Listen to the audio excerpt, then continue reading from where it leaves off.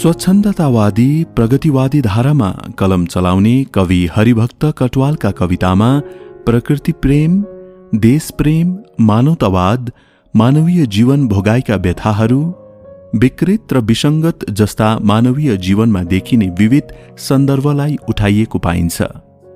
सुरुमा आशावादी स्वर र पछिल्लो प्रहरमा विद्रोही स्वर अभिव्यक्त गर्ने कटुवालका कवितामा युगीन जीवनका पीडा, व्यथा र वेदनाको सङ्गम पाइन्छ।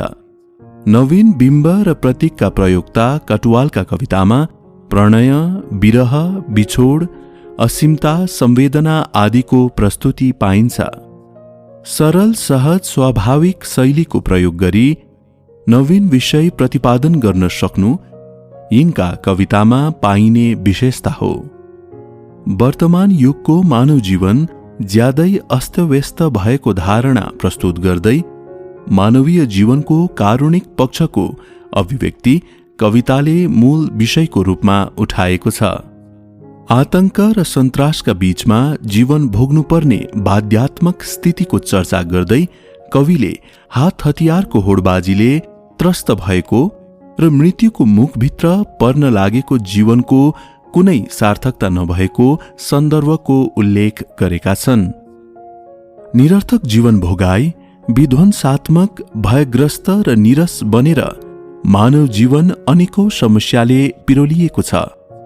बन्दुक र खुकुरीको धारबाट जीवनरूपी उज्यालो च्याउनु पर्ने भएको र आँखा खोल्दा पनि बन्द गर्दा पनि सन्तासबाट बाँच्न नसकेको सत्यता यहाँ व्यक्त गरिएको छ। मानिसको सन्तासमय जीवन क्षणिक भएको र वर्तमान समयमा मानवद्वारा उत्पादन गरिएका वस्तुहरू पनि धेरै टिकाउ हुन नसक्ने कुराहरू उल्लेख गर्दै काँचका टुक्रा र रबरका चप्पलका उदाहरण दिएर पुष्टि गर्न खोजिएको छ।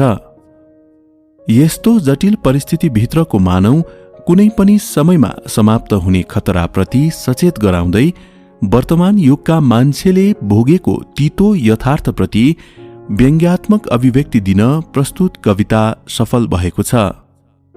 आज विश्वमा हत्या, हिंसा, युद्ध, आणविक हात हतियारको निर्माणमा प्रतिस्पर्धा, आपसी खिचातानी जस्ता सन्तासमय वातावरणले प्रभुत्व जमाएको स्थितिमा मानव जीवन जतिखेर पनि निभ्न सक्ने कुरा उल्लेख गर्दै आजको मानव जीवन पनि कुनै मानव जीवन हो भन्दै कविले खेदपूर्ण व्यङ्ग्य गरेका छन्। वर्तमानमा मानवको जीवन निस्वार्थ र निस्सार भएको बताउँदै विश्वमा चर्किँदै गएका त्यस्ता मानवता विरोधी तत्त्वहरूको विरोध गरी शान्ति कायम गर्नुपर्ने सन्देश दिएका छन्। यस कविताको संरचना 3 अनुच्छेदमा जम्मा 18 हरफद्वारा निर्माण गरिएको छ। मुक्तलयको प्रयोग गरिएको यस कवितामा आदि, मध्य र अन्त्यानुप्रासको कुशल विन्यास गरिएको छ। नयाँ बिम्ब र प्रतीकको प्रयोग सरल, सहज र संवेद्य भाषा शैली भएकोले कविता आस्वादिलो बन्न पुगेको छ। युगको सन्तासमय स्थितिको चित्रण गरिएको मानव जीवन संकटग्रस्त रहेको सन्दर्भको प्रस्तुत भएकाले यो कविताले उत्कृष्टता प्राप्त गरेको छ।